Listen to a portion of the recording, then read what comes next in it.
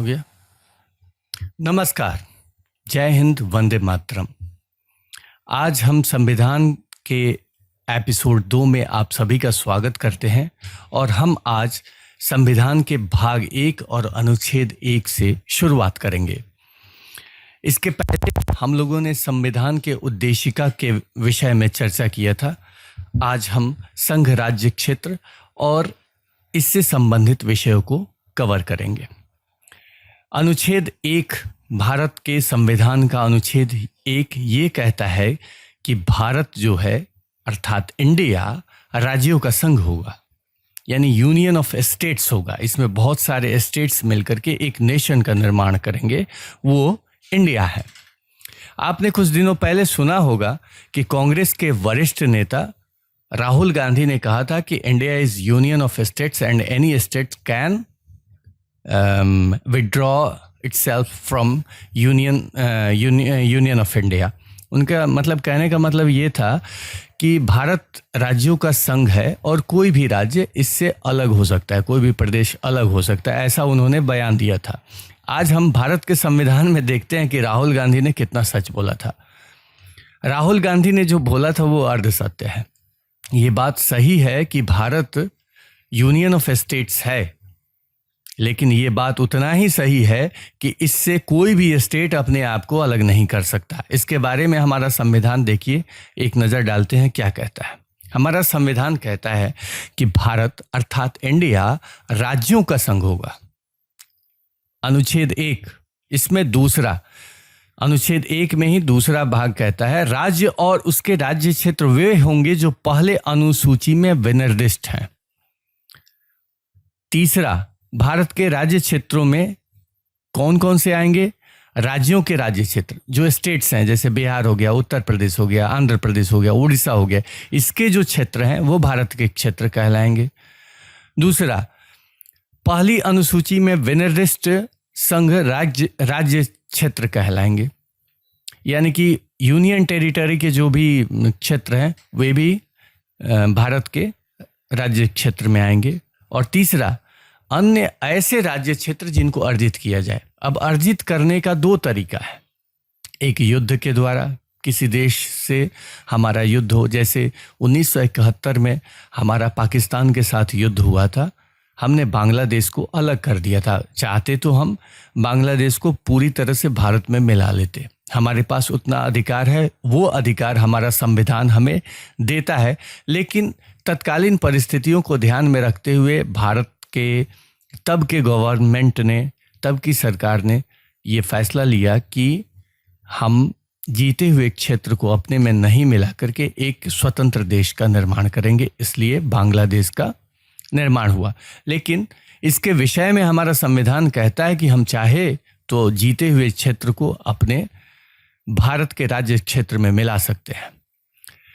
एक और बात इसमें ध्यान देने वाली है कि ये तो एक लड़ाई के प्रोसीजर को फॉलो करते हुए क्षेत्र को अपने में मिलाने का तरीका हुआ। दूसरा ये कि कोई ऐसा राज्य, कोई ऐसा देश जो चाहता है कि भारत में उसका विलय हो जाए, वो अपने यहाँ वोटिंग करके, चाहे जैसे भी हो, एक समन्वय बनाता है कि भारत में उसके देश का विलय हो जाए।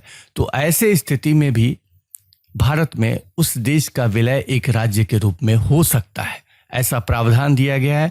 इसी प्रावधान के अंतर्गत गोवा और सिक्किम का विलय भारत में किया गया था। आइए अब हम इसमें देखते हैं दूसरे अनुच्छेद 2 में क्या कहता है हमारा संविधान राज्य और उसके क्षेत्रों के विषय में। नए राज्यों का प्रवेश या स्थापना, जैसा मैंने बताया अर्जित किया हुआ, उसी चीज को दूसरे अनुच्छेद में संविधान क्लियर करता है कि संसद विधि द्वारा ऐसे निबंधन और शर्तों पर जो वह ठीक समझे संघ में नए राज्यों का प्रवेश या उनकी स्थापना कर सकेगी। ये पूरा अधिकार, पूरी शक्ति संसद को दिया गया है। तीसरा, सिक्किम का संघ के साथ सहमुक्त किया जाना, इसको संशोधित करके इसको हटा दिया गया है। सिक्किम का विलय हो गया है। पहले सिक्किम भारत में नहीं था तो उसके लिए इसका भारत में लाने के लिए ये आर्टिकल बना हुआ था। अभी वो 1975 में भारत में सिक्किम के विलय के बाद से ये मामला ख़त्म हो गया है। तीसरा है नए राज्यों का निर्माण और वर्तमान राज्यों के क्षेत्रों, सीमाओं या नामों में परिवर्तन संसद विधि द्वारा कर सकता है। अब उसके लिए हमारे संविधान ने 5 शर्तें रखी हैं। कौन कौन सी हैं जरा देख लेते हैं। किसी राज्य में से उसका राज्य क्षेत्र अलग करके अथवा 2 या अधिक राज्यों को या राज्यों के भागों को मिलाकर अथवा किसी राज्य क्षेत्र को किसी राज्य के भाग के साथ मिलाकर नए राज्य का निर्माण कर सकेगी। इसी के अंतर्गत तेलंगाना का निर्माण, झारखंड का निर्माण, उसके बाद से अभी उड़ीसा और बिहार अलग हुआ था, इसी नियम को ध्यान में रख करके ऐसा किया गया था। हालांकि उड़ीसा और बिहार अंग्रेज़ों के शासन काल में हटा था, लेकिन झारखंड तो अभी हाल ही में हटा है, उत्तराखंड हाल ही में हटा है, छत्तीसगढ़ हाल ही में हटा है और तेलंगाना अभी जस्ट फिलहाल ही अलग हुआ है। तो वो अधिकार आर्टिकल 3, ध्यान रखिएगा, आर्टिकल 3 के सेक्शन क में वो अधिकार संघ को हमारा संविधान देता है। फिर उसके बाद क्या कहता है हमारा संविधान ख में, किसी राज्य के क्षेत्र को बढ़ा सकेगा, किसी और राज्य में से मिला करके किसी और राज्य के क्षेत्र को बढ़ाया जा सकता है।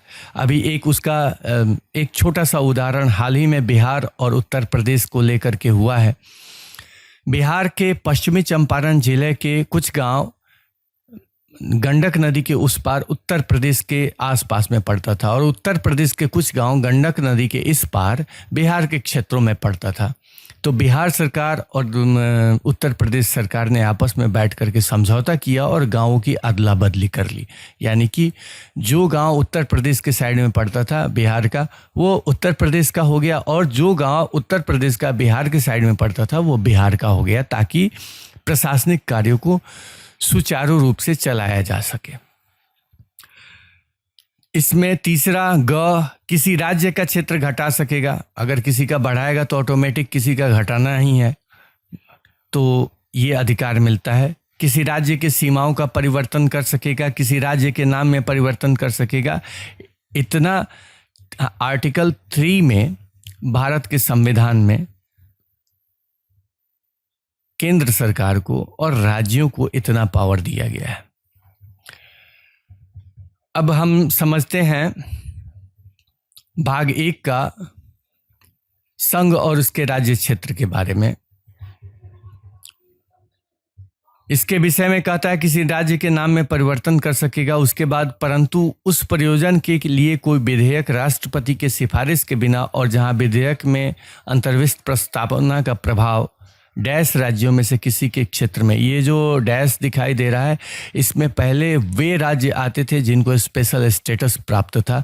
उन राज्यों को अब स्पेशल स्टेटस से उनका वापस ले लिया गया है, इसलिए उन राज्यों का नाम यहाँ पे मिटा दिया गया है। तो अब ये जो लाइन है वो पूरी तरह से निष्प्रभावी है। सीमाओं या नाम पर पड़ता है वहाँ जब तक, अभी आपको उसका एक उदाहरण दिया था मैंने बिहार और उत्तर प्रदेश का, वैसे अगर कोई स्थिति खड़ी होती है तो केंद्र के पास शक्ति है कि दोनों राज्यों को बिठा करके वो समन्वय के द्वारा ऐसा काम कर सकती है। इसके स्पष्टीकरण में क्या कह रहा है? एक, इस अनुच्छेद के खंड क से खंड ग में राज्य के अंतर्गत संघ राज्य क्षेत्र है, किंतु परंतुक में राज्य के अंतर्गत संघ राज्य क्षेत्र नहीं है। यानी कि स्टेट जो है वो यूनियन का हिस्सा है, लेकिन यूनियन टेरिटरी किसी स्टेट का हिस्सा नहीं है, वो यूनियन का ही हिस्सा रहेगा। उसके बाद स्पष्टीकरण दूसरा दिया है, खंड क द्वारा संसद को प्रदत्त शक्ति के अंतर्गत किसी राज्य या संघ राज्य क्षेत्र के किसी भाग को किसी अन्य राज्य या संघ राज्य क्षेत्र के साथ मिलाकर नए राज्य या संघ राज्य क्षेत्र का निर्माण करना है। उसका स्पष्टीकरण दिया गया है, उसको भी आपके को उसके बारे में भी चर्चा कर दी है। अब हम आर्टिकल 4 को समझते हैं। अनुच्छेद 4 ये क्या कहता है? पहली अनुसूची और चौथी अनुसूची के संशोधन तथा अनुपूरक, आनुषंगिक और परिणामिक विषयों का उपबंध करने के लिए अनुच्छेद 2 और अनुच्छेद 3 के अधीन बनाई गई विधियां। चौथा अपने आप में एक फ्री आर्टिकल नहीं है, ये दूसरे और तीसरे आर्टिकल पर डिपेंडेंट आर्टिकल है। मैं इतना कुछ इसलिए बता रहा हूँ क्योंकि आप लोग जो कॉम्पिटिटिव एग्ज़ाम देते हैं, इन बिंदुओं को ध्यान में रखना बहुत ज़रूरी है। ये बारीक बिंदु हैं जो परीक्षा में पूछे जाते हैं, और अक्सर लोग आर्टिकल्स के जो नंबर्स हैं उसमें कन्फ्यूजन खड़ा होता है। तो आपको ये स्पष्ट कर लेना है कि जो संविधान का पहला भाग है वो संघ राज्य क्षेत्र के विषय में है। अब चलिए हम चौथे आर्टिकल को देखते हैं। इसमें क्या है कि अनुच्छेद 2 या अनुच्छेद 3 में निर्दिष्ट किसी विधि में पहली अनुसूची और चौथी अनुसूची के संशोधन के लिए ऐसे उपबंध अंतर्विष्ट होंगे जो उस विधि के उपबंधों को प्रभावी करने के लिए आवश्यक हों, तथा ऐसे अनुपूरक, अनुषंगिक और परिणामिक उपबंध भी जिसके अंतर्गत ऐसी विधि से प्रभावित राज्य या राज्यों के संसद में और विधानमंडल या विधानमंडलों में प्रतिनिधित्व के बारे में उपबंध है अंतर्दिष्ट हो सकेंगे, जिन्हें संसद आवश्यक समझे। इतनी क्लिष्ट भाषा है, इतनी क्या बोलते हैं कि गड़बड़ भाषा है। ना ये हिंदी है और ना संस्कृत है। शब्द तो संस्कृत के हैं लेकिन इसका व्याकरण हिंदी का है। हम इसको समझते हैं आसान भाषा में। ये बता रहा है कि आर्टिकल 1 से लेकर के आर्टिकल 3 के जो प्रावधान है, उन प्रावधानों का इस्तेमाल कैसे संसद कर सकता है या विधानमंडल कर सकता है। इसमें चौथे आर्टिकल के दूसरे खंड में बताया गया है कि पूर्वोक्त प्रकार की कोई विधि अनुच्छेद 368 के प्रयोजन के लिए इस संविधान का संशोधन नहीं समझी जाएगी। अगर कहीं पे आर्टिकल 368 लागू है, वहाँ पे संघ राज्य क्षेत्रों के नाम, सीमा आदि के परिवर्तन के विषय में अगर किसी भी प्रकार का विधेयक पास किया जाता है, उसको स्वीकार्य नहीं माना जाएगा, उसको लागू नहीं किया जा सकता है। संघ राज्य क्षेत्र के विषय में इतना ही हमारे संविधान में लिखा है। तो राहुल गांधी ने कितना सत्य कहा और कितना असत्य कहा, आप बढ़िया से समझ गए होंगे। आज के लिए बस इतना ही। कल फिर मिलेंगे अब अगले एपिसोड में। तब तक के लिए जय हिंद, वंदे मातरम।